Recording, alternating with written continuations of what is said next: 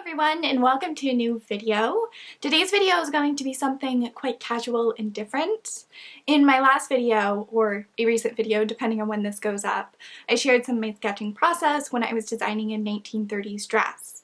And a lot of you seem to really enjoy that footage and to be interested in seeing more footage like that.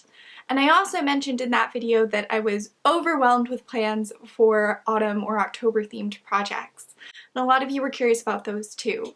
So I decided that I would squish those two concepts slash things together and make a video that exclusively includes those two things. So I'm just going to be sketching out and sharing my ideas for the coming months, and I really hope you enjoy. Alright, so I have my sketchbook laid out, I also have a mechanical pencil, and I have my notebook for September, which has a rough list of possible project ideas.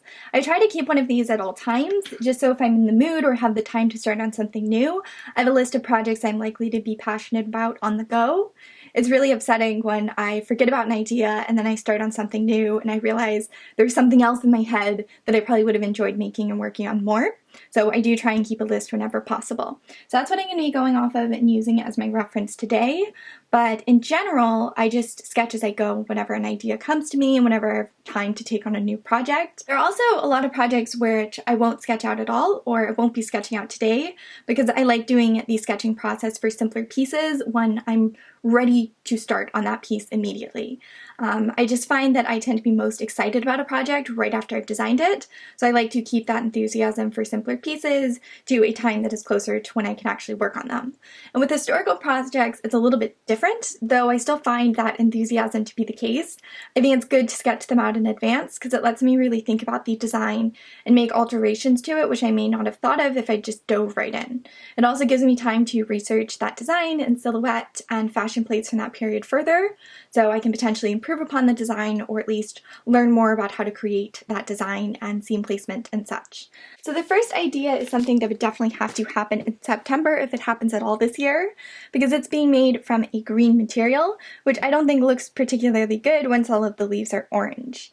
And this is a Platitudes fabric from Joann's, and I purchased this several years ago because I wanted to recreate a green plaid dress from Outlander. And I actually had a company contact me recently and I pitched a sponsored video idea that would involve making that dress, but I don't think it's going to work out. However, if you're still interested in seeing me attempt that dress and making a video on it, then let me know, because I'm fine doing it without a sponsor too. The reason I'm not going to sketch this out is because this is a replication design and I don't feel it's necessary to sketch it out and to think about it for a period of time and to contemplate how to construct it.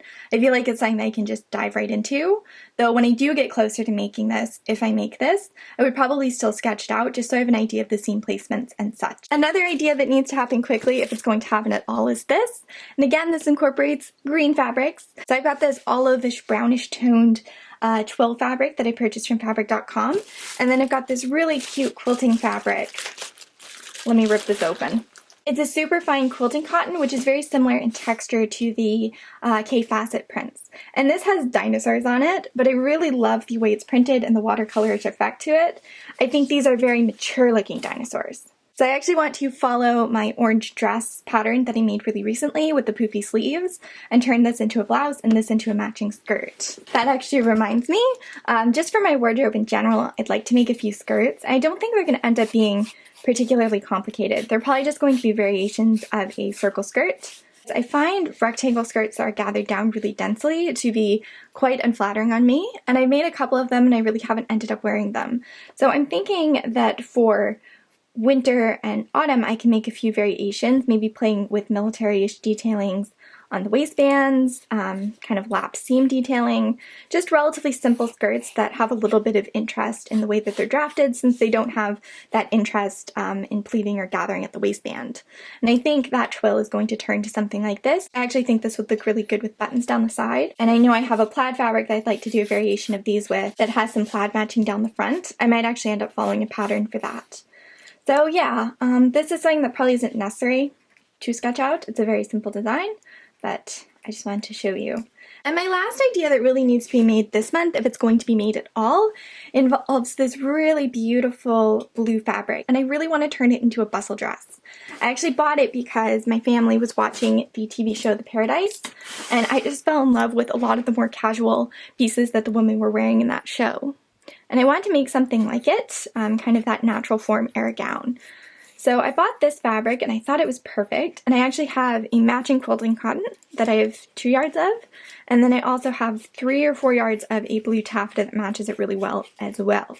So I started trying to turn this into an overly complicated dress. In fact, I might have the original sketch for that somewhere. Yeah, this was my original idea for it. And the bodice was actually going to be cut as a single piece from the shoulder to the floor. Then there was going to be a visible front panel, almost like a full-length stomacher, that was going to have these ruffles on it, and then I was going to do a lace collar. I actually already made the lace collar, but I just found that this fabric didn't suit that idea, and it ended up looking really inexpensive and sloppy. So I'm hoping that I have enough fabric to start over and do something new and relatively easy. I feel like in general I have quite a lot of issues with bustle dresses. You're going to see me design elements of 3 of them in this video, and you'll notice that even though I'm designing all of those, I've never actually completed one. But I think this could be the one. So my plan is to base the bodice kind of off of a fashion plate. I will link down below. I will try and link everything that I feel is relevant. So the bodice and the skirt will be cut partially as one piece, and then the bodice is going to be shaped quite heavily with darts. So I'm thinking 2 darts at the waist,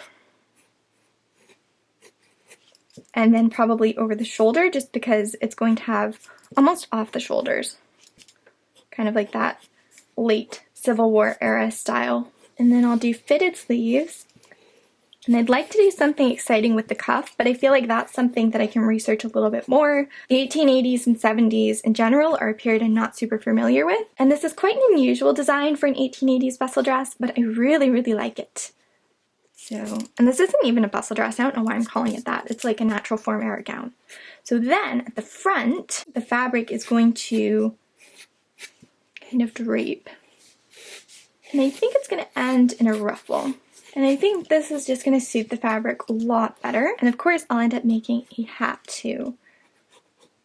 I don't know what the hat's quite going to look like right now. Initial hat drawings don't tend to be that accurate to what I end up making. Unless I'm like designing the hat first and then coming up with something to match it, which I have actually done before. I'm also going to do a side view.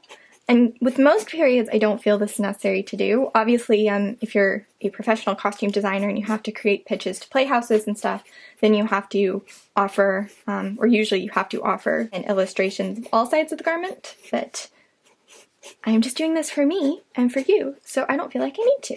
As I said, this is a natural form era, so it kind of slopes out over the hips, and then it drapes straight down from kind of the largest part of your posterior. Front is going to look pretty flat. Okay, not that flat. Let's be realistic here. I don't have a corset that good. So what I'm going to do is I'm going to have it ruched up higher in the back, and then where these pieces meet, I'm going to have a bow. So there will probably be, I don't know, it's hard for me to visualize the spacing without the dress partially constructed, but maybe 5 or 6 bows down the back of it, maybe more. I never want to like rule out the option of more bows. So yeah, and these are going to be made out of taffeta. So that's going to incorporate another color and texture into the dress, which I think makes historical costumes look way more interesting. And I'm probably also going to have the skirt kind of flare out at this point into a train, as was super popular. But if I don't have enough fabric for that, then that's not going to happen.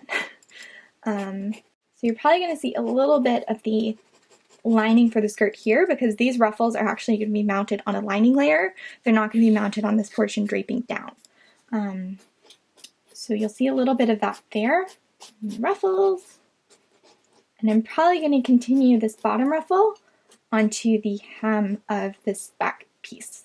These were called fan trains, and it's actually interesting. They would often have removable lining that could be cleaned because they dragged against the ground so much and they got so dirty. Yeah, okay, so that's one design done. And that features this material and a taffeta that I don't have access to right now.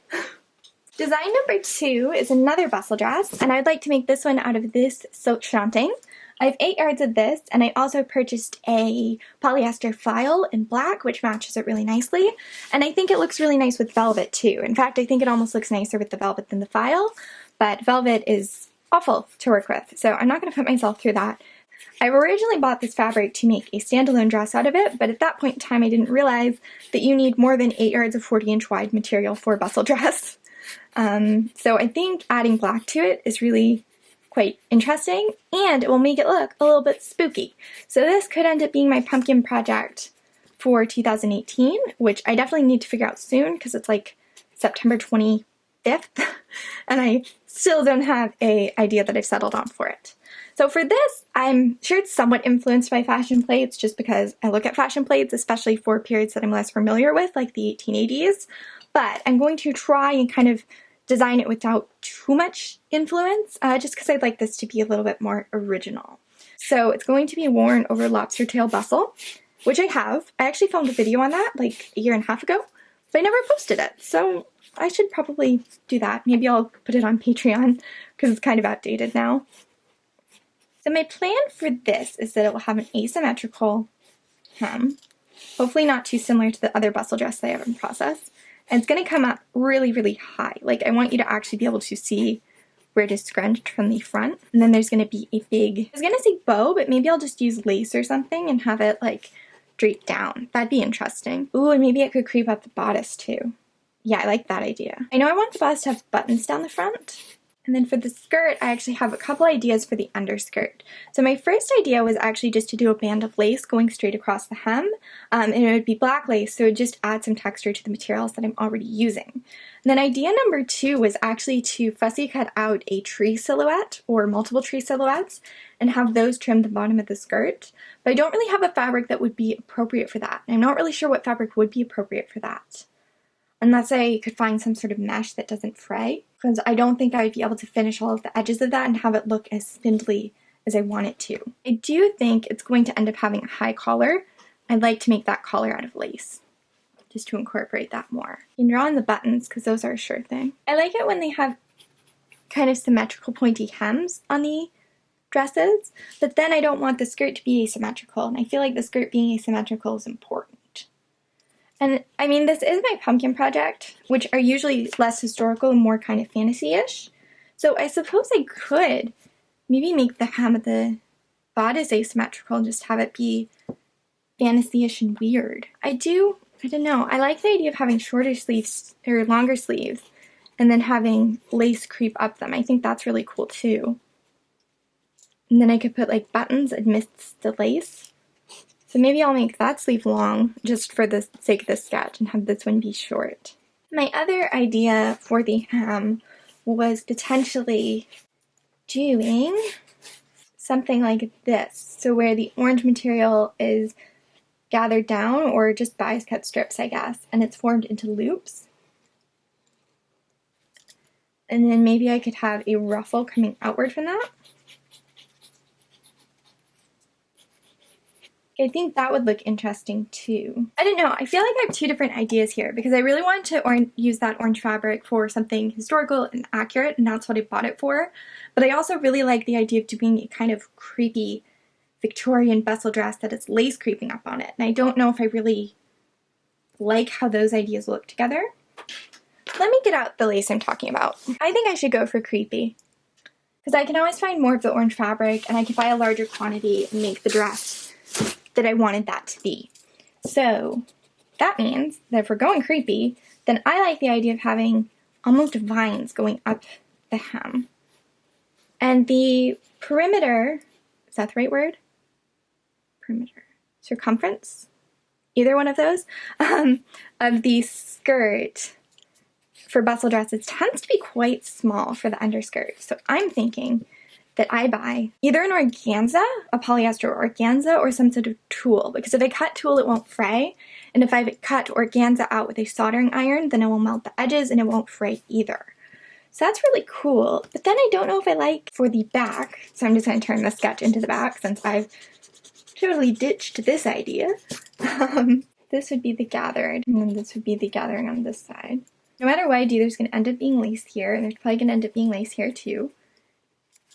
And then I might make the back of it. Ooh, I could have the lace creeping down the back of the bodice. That'd be neat. This is why you draw the torso before you draw the skirt. What a mess. Then I'm going to do that traditional Victorian seaming at the back. Yeah, I don't know how to handle the back. I feel like that's something that I just need to kind of drape and figure out. I like the idea of there being a large bow there, just because I like the idea of large bows in general.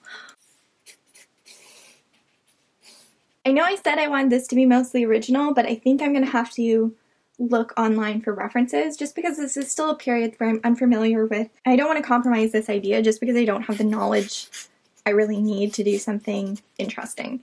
So we will come back to this at a later date, but I'm excited by what I've come up with so far. I think the vine idea is cool and I really like the idea of placing lace there. I'm just not sure what shapes I want the skirt to include. So that's where I'm going to leave that. That one was less satisfying. So another thing I'd like to make, which I probably don't really need to sketch out, but I'm going to, just for your deep viewing pleasure, is something that I want to make for Halloween. So I don't usually make a Halloween costume just because I'm not a big fan of Halloween. However, I purchased a Tula Pink fabric, which has moths and skulls and bats and all sorts of creepy goodness on it. Actually, I'll get it out and show it to you. It's this one! And I actually have a lime green twill weight skirting fabric that goes really well with this. And I have a pair of earrings that goes well with this and a pair of shoes. And I'm thinking I'm going to go 1930s inspired just because I've really been kind of digging that lately. And I'm also going to make a matching skirt for it. So I'm thinking that I might not even add sleeves to the blouse. I might just have it be kind of wide off the shoulder. So maybe a high collar and then it can button closed. And I think it'd be cool if it like closed with a bow and then maybe it had leaves hanging off the hem because there are, or not the hem, the end, because there are leaves on the actual pattern of the fabric. Actually, it makes the fabric so cool to me is that it looks like a floral, but it's actually created out of Venus flytraps. So yeah, that's what I'm envisioning for that. And then for the skirt, I'd like to keep it 1930s themed, and there are so many cool 1930s skirts. It makes me mad that the silhouette doesn't really suit me, because I really like the piecing of their skirts, and they just don't work as well when you have hips. Actually, I don't know if it's super flattering that that just ends like right at the crotch. I might end up redesigning this, but that's the rough idea for what I want to do for Halloween. I'm probably not going to end up making a hat, but I might buy a hat because I do love a good excuse to buy a hat. I don't have legs. It's very spooky. So I do have a couple other things I want to mention. One of which is a bustle dress I'm making out of these two fabrics. I already have the skirt pretty much completely finished. I just need to figure out a bodice pattern. But I think I'm going to do that off camera and I might end up posting the results on Patreon. I just feel like this video has been a little bit too bustle dress heavy thus far. I also have some very autumn appropriate materials I would like to turn into fun little dresses, but as I said, I'm going to save the full design process for that closer to when I can actually begin on these. And I have some coating materials which I'm kind of in the same situation with. I really want to turn them into some really lovely coats, but I don't feel like it's quite appropriate to design them just yet. I want to save that fun for later. I also have some pieces that I've already designed. This is a 1930s inspired suit, which is going to be made out of a plaid fabric. And then this is a 1918-ish design. Recently I've been looking at a lot of post-World War I styles. I suppose most styles are post-World War I. But I'm talking about fashion plates from the late 19s. And I've really liked a lot of them. They have a very flattering, very normal silhouette. And they also have a fit to them where they look very comfortable and quite casual and informal despite being from a far more proper period. And I thought it'd be fun to try and incorporate some of those pieces into my wardrobe. So I really want to make a blouse, and I have another sketch of this somewhere, that is fitted with pleats at the waist. It stops at the waist and then it has chiffon, almost balloon sleeves with super fitted cuffs. For this I'm going to use, or I plan on using at least, this waffle weave machine washable cotton and then this silk chiffon I have. So I'm hoping that I can make a blouse out of that and I'll be able to wear it with any skirts or dresses that I make from that period in the future, as well as pants from the 1940s and other skirts I want to make, and just have a really versatile piece which lends itself well to a different part of history. I'd like to buy some cardigans and make a skirt or two that suit that period as well. So I have two more things to potentially sketch today, but I think the one I'm going to do first is an Edwardian suit. I've been so interested in suits recently and tailoring. This especially is something that I've wanted to make for a very, very long time. I actually purchased the material 2 years ago? Over a year ago at least, and it is just the most lovely fabric and I love the color of it so much. Here it is. So it's like all of these soft creamy brown tones and it's got sort of a reddish base to it. It looks really, really nice with camel colored suitings and creamy colored suitings, of which I have quite a few. So I've got lots of fabrics in my stash that go well with this, and I was actually so confident that I was going to get it turned into a suit last year that I purchased a pair of shoes to go with it. presumptuous much. So now I feel like I really have to make this, and I really want to make this, and I feel like it's just the perfect fabric to turn into something that would be photographed against a backdrop of falling leaves. So I think this season is going to be the season that this turns into a reality. Look at those quality foot hands. Yes. Classic Angie. Okay, so I want it to be a double-breasted suit, even though double-breasted suits absolutely suck to make, at least in my opinion. They're a lot harder to drape. So these are from 1911, and these are very much the style I'm going for, just in terms of silhouette, but I want my jacket to be longer. However, this is a good reference for the double-breasted nature of jackets from this period, just because that's not something that I'm super familiar with. So I'm going to copy that a little bit, but hopefully not too much. It looks like they don't even really button into the waist, so they actually have quite wide necklines, and they have very large collars. That is something that I remember seeing. I don't know whether a rounded hem or a square hem is going to look better with this fabric. That's definitely something that I'm going to have to figure out. Okay, so that was helpful. And then I do want it to have large buttons. I know that much because I love large buttons. Okay, so for a collar, I want mine to be really rounded. I want the upper part of the collar to be a different color. And the common silhouette at this point was quite straight. I actually just drafted a corset pattern in this shape for a company some of you may have heard of. So that's what I have in mind for that. And then I'm probably going to do something, or try and do something fun with the cuffs. I'm not sure what. Maybe I could make them rounded, like the collar. That would be cool, kind of like a tulip cuff. Is that a thing? People who actually went to fashion school are screaming right now.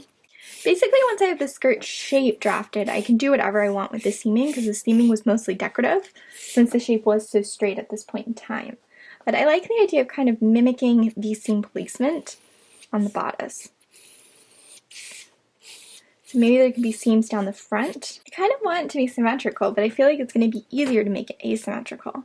Because if I do it asymmetrical, then I could have buttons here, and maybe do like pleats going down from there, and then have this side be straight. Tricky. Yeah, I feel like this is another one where I'm really going to have to play with it when I'm actually working on it. It's frustrating whenever I'm doing design for something. I just want to get it all out right away. But sometimes you just have to think about something, and that can kind of be the purpose of starting this early. You don't want to rush, because then you might not end up looking like Mary in Downton Abbey, which would just be a tragedy. Because a good suit can turn anyone into a famous actress. That's what I hear. I'm just going to erase all attempts at drawing a foot. That's sad. So yeah, I think that is going to be it for this design session. As I said, I've got so many ideas. I've got like this suit, and then the one from the 1930s and 1918 that I want to make. I've got 3 bustle / natural form era gowns. I've got 2 18th century projects, one of which I didn't even show you. But I have all of these cool fabrics. And to get it all done, I'd basically have to be completing, I don't know, 1 project every 3 days, which realistically I know is not going to happen. So I need to pick what I'm most enthusiastic about and focus on that first, and then we'll just see where the rest of the month takes me. So thank you so much for coming along on this journey with me. I hope you enjoyed seeing a little bit of insight into my design process. This was very much the early stages of design process, when I just want to get my ideas out there and roughly onto paper, and then I will tend to use books like Janet Arnold's Patterns of Fashion books, Norah Waugh's books, Nancy Bradfield's Costume in Detail, to get more ideas about the construction information for garments from that specific period, especially if it's something I'm unfamiliar with, like the 1880s or Elizabethan times or something of that nature. Even if I don't end up following the patterns in those books, it's still nice to see what the pattern should look like, at least approximately when it's laid out flat. And if I have an idea for an Elizabethan dress, but I want to make sure it's historically accurate, then I'll use a lot of other reference books with paintings and try and figure out something that combines my idea with what would have actually been worn. So this was just the beginning stages, and for each of these projects, when I decide to actually make them, I'll probably collect additional references. Even though sketching after researching is probably the fastest and the best thing to do, sometimes it's nice to get your ideas out there while they're still kind of original and not skewed by hundreds of fashion plates that you've looked at over a very short period of time. And I know I did kind of reference a few fashion plates for this piece, as well as for this one, but I think I also put my own little twist on them, and that might not have happened if I'd been hardcore researching this period and these pieces beforehand. So that's where I'm going to leave this video. It was probably very, very long, but I hope you enjoyed it, and I'd love to hear your thoughts and what your plans are for the month. Hopefully they're less extensive than mine, because mine are ridiculous. And I'll talk to all of you very soon.